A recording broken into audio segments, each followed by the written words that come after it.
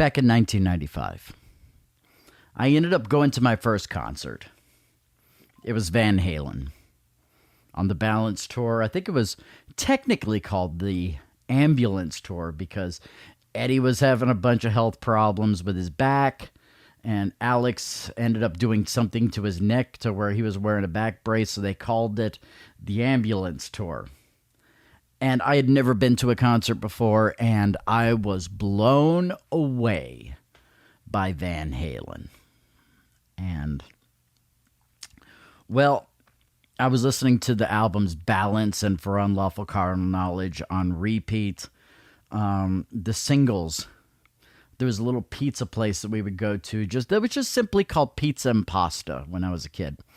And the thing is that they would, every time we go over there, they were playing the music video for Not Enough on whatever the station was that they had playing over there.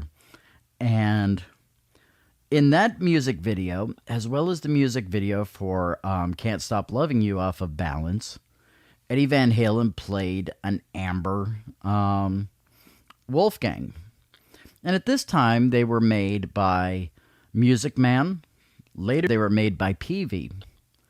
And the only thing I didn't know about the Music Man, I did know about the Peavey because in all the guitar magazines and, you know, him in interviews was talking about the Peavey Wolfgang because that had just debuted at that time. He moved on from Music Man to Peavey. And I think they even started out with the amp first. I think they started with the 5150 amp. And there's a lot of controversy over that from the beginning because, come to find out, Eddie wasn't really using that amp in the studio or anything. In fact, he would go and trick the engineers, making it look like that he was using the 5150, but he was actually going in using his modified Marshalls that he had used for years. I always wanted one of those amps, but I really wanted the guitar. Well, in 2020, Eddie Van Halen ended up passing away. And I said, you know what? It might be fun to start playing guitar again. And of course, I had put it down for many years and realized that I would have to relearn the instrument all over again. And so I saved up. When I found out that I would be able to get a Wolfgang for around $700. Now, keep in mind, these things were thousands in the 90s. You know, it was just unreachable for me. Just like a Gibson or anything else, because I was going and working at a golf course at that time on the weekends. You know, my check was about like $40 a week or something like that. And, you know, later on going and working at a 50s diner called Myra's that's still around, as a matter of fact. And I did that all throughout high school. And, you know, the kind of money that you would make going and doing that on the weekends, there was no way in hell that you would be able to afford a multi-$1,000 guitar.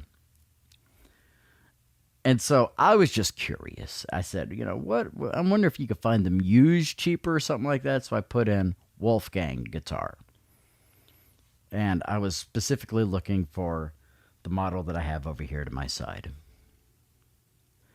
because I wanted the one that looked like the one in the music videos for Can't Stop Loving You and Not Enough, which the Balance album is one of my all-time favorites. And when I think of Eddie and his guitar, I think of that guitar with that finish.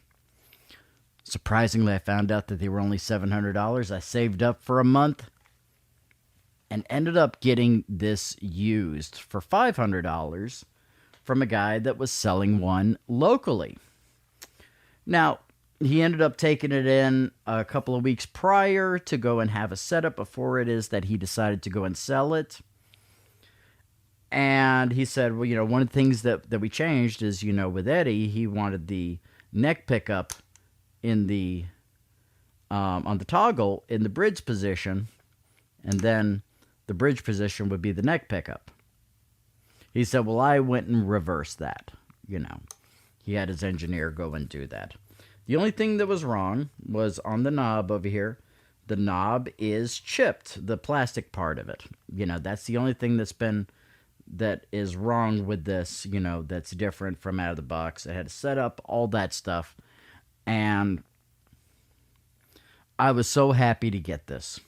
So happy because I had always wanted one of these, never felt one, anything of the sort. And so I got this, gave the guy $500, gave him an extra 30 for bringing it over, and delivering it to me at work and all that stuff.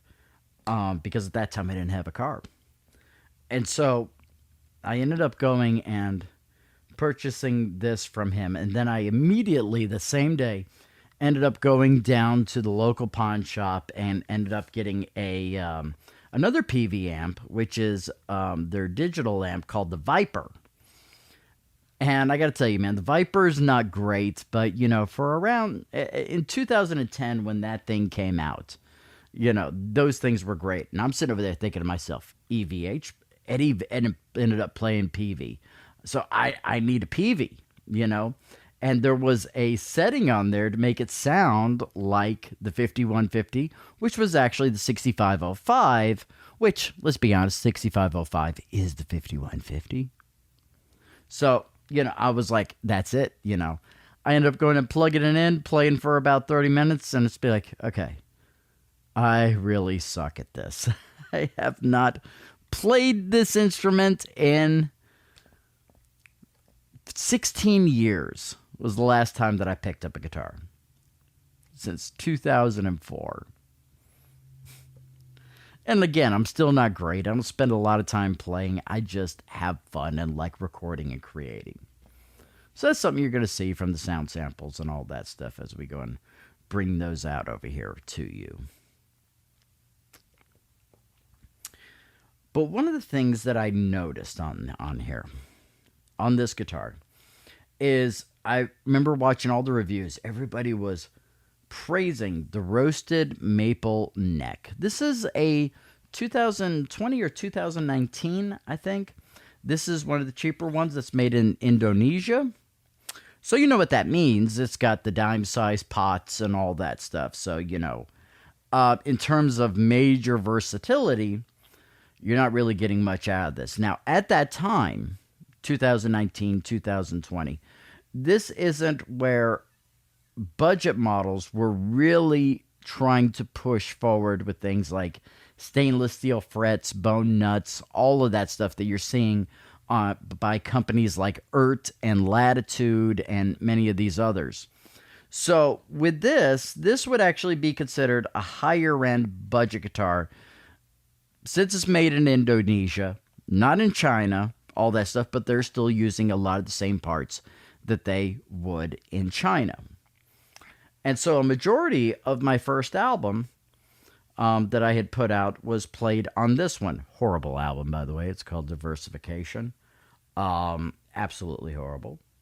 But there were some shining things that I ended up going and reworking later on for later releases and all that.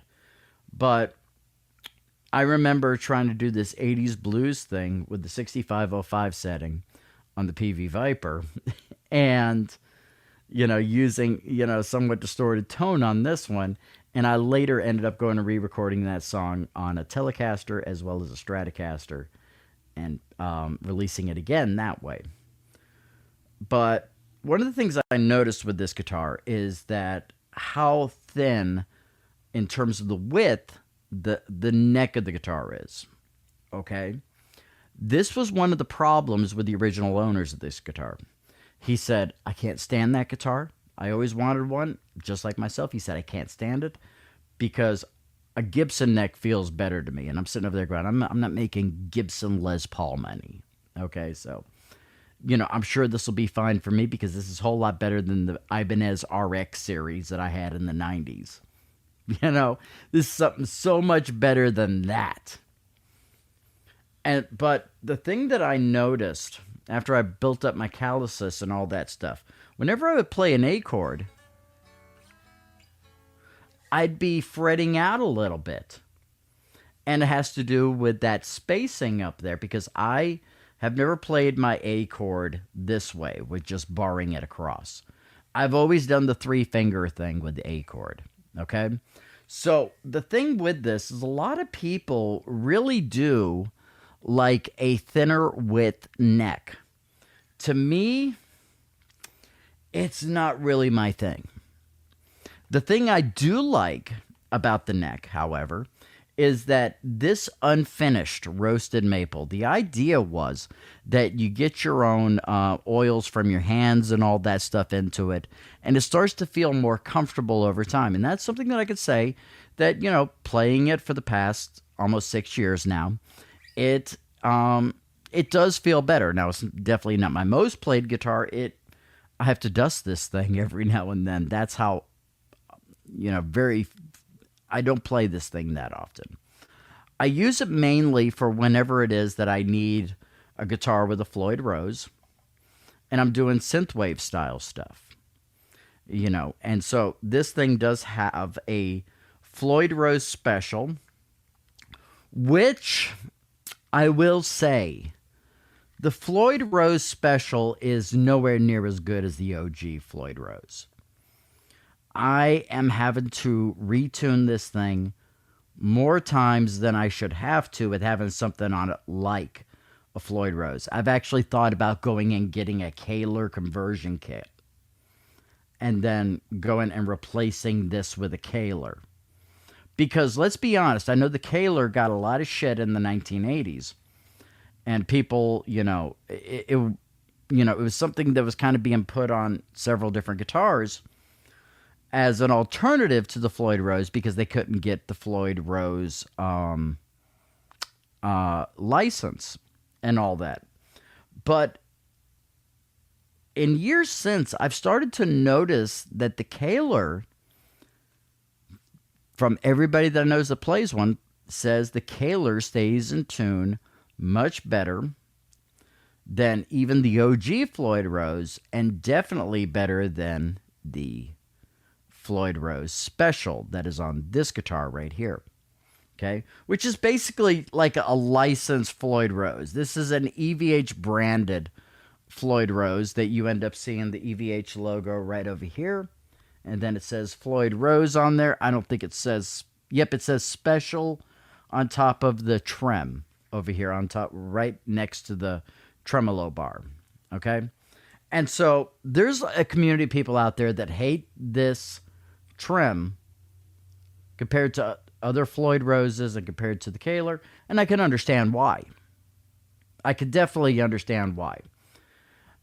Now, the thing that I'll also say is that making this the first guitar that I bought in 16 years, this was a mistake doing that. Because the whole tuning of this is like you got to do a setup whenever it is that you're tuning it. Because this bridge or this trem on here, the thing to understand is there's no recession on this side over here. So you know how you'd be able to do the flutters by going and pressing it down this way as opposed to that way? You can't do that here. And if you try to, it's just a discombobulated mess. And so you always have to go and check the string tension on the back and all that stuff. You got to understand that whenever I picked this up, I was starting out again as a beginner. And I still, in many ways, am still a beginner. And you'll realize that from my playing samples and all that stuff. And I know the way that things work on YouTube. You shouldn't be playing guitar if you don't, you shouldn't be doing videos if you're not that great. And it's like, no. There's other people like me out there who are novices like myself, who also, you know, want to know what it is that they should expect. As opposed to some seasoned guy saying, why can't I get my guitars to sound like that? You know? Because, you know, let's be honest on all this. Let's be absolutely honest. Now, I've always been a neck pickup guy. Or not a neck, but a bridge pickup. In the past several years, since, you know, kind of making the transition from rock music into blues, I'm more of a neck pickup guy now. And the thing that I've noticed with this We're going to do some playing samples right now, but the neck pickup, or the bridge pickup rather, is decent. It's not great. It's not something that's like, oh, I know what makes that pickup that is within here. These special EVH pickups. I know what makes that great now. To me, it seems very generic.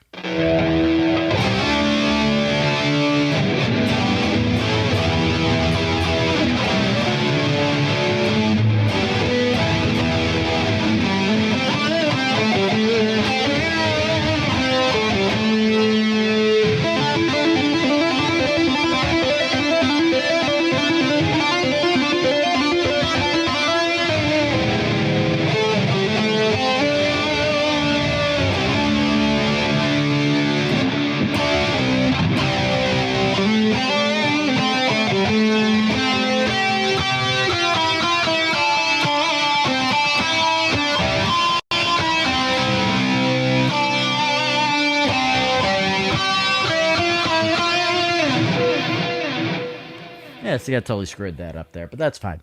That's fine. But you're going in here in this, and you're sitting there saying, does this really sound any different than my $300 guitar? You know, some of you guys that have, budget guitars. And not really. Now we got the volume and tone all the way up on that. Let's go and switch to the neck pickup, though.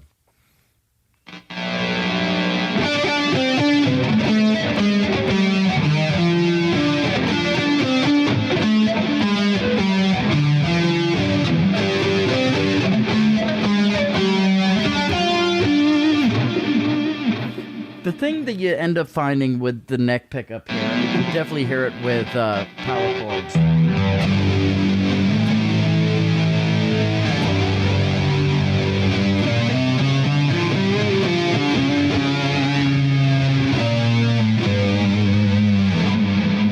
is that it is a very muddy sounding neck pickup. Very muddy.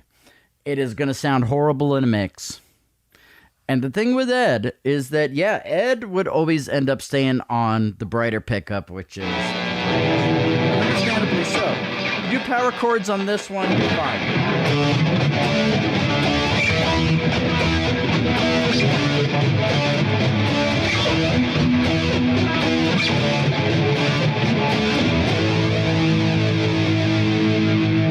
Still not all that great. Still not all that articulate in what it is that they do in terms of rhythm. In lead, that's the reason why it is that I use this on my synthwave albums and synthwave singles and all that stuff. The pickups and the bridge and the neck are things that it is that, two of those things are things that I'm always looking at.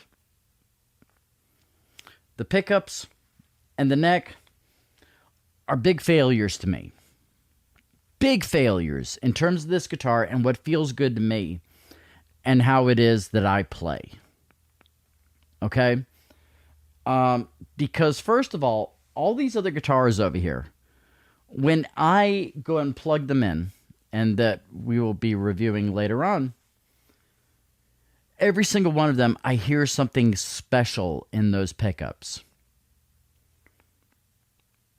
And a lot of those guitars, the necks in them will feel like something else, something familiar.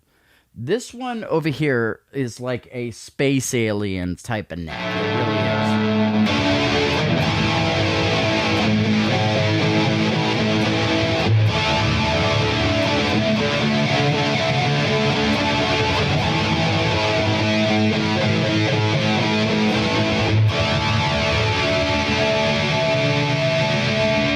Now, there's something that they could have done with this guitar to help with that issue with articulation that this guitar doesn't have.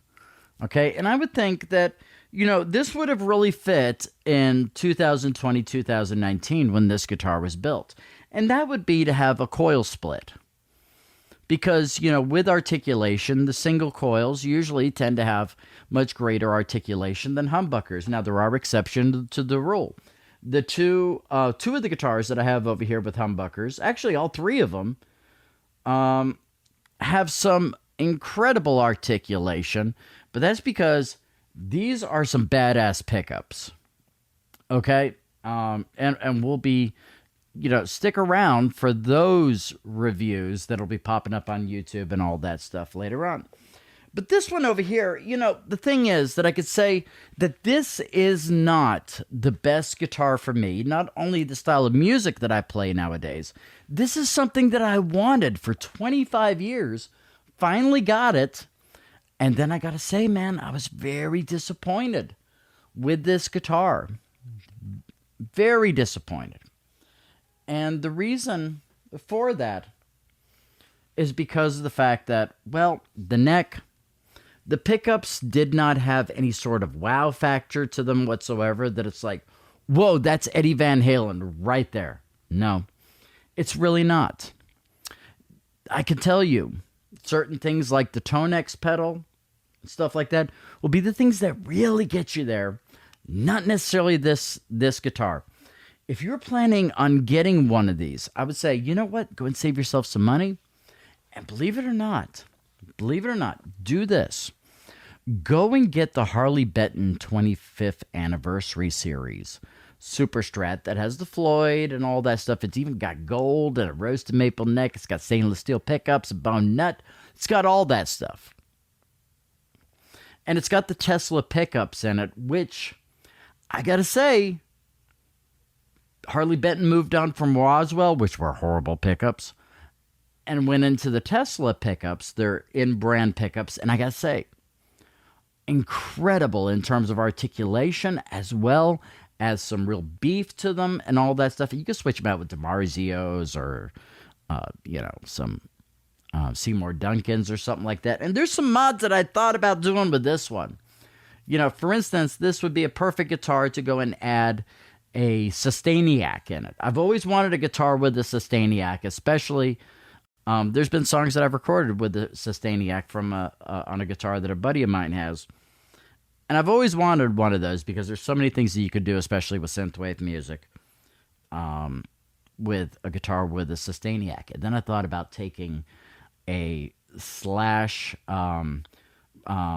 Pro-Bucker and putting it in the bridge pickup position, because that right there has a snarl to it. It has a bite to it like a fucking shark. And so that's something that I've thought about doing with this guitar. And it might be something that I may end up doing down the line. Going and telling my tech, my luthier, saying, dude, want a Sustainiac in this sucker? And, go and put me a Slash Pro-Bucker in the bridge. So, that... How would I rate this guitar for anybody else? For anybody else other than me, if the things that I mentioned are not big deals to you, I would say this guitar could be a 7 out of 10 for you.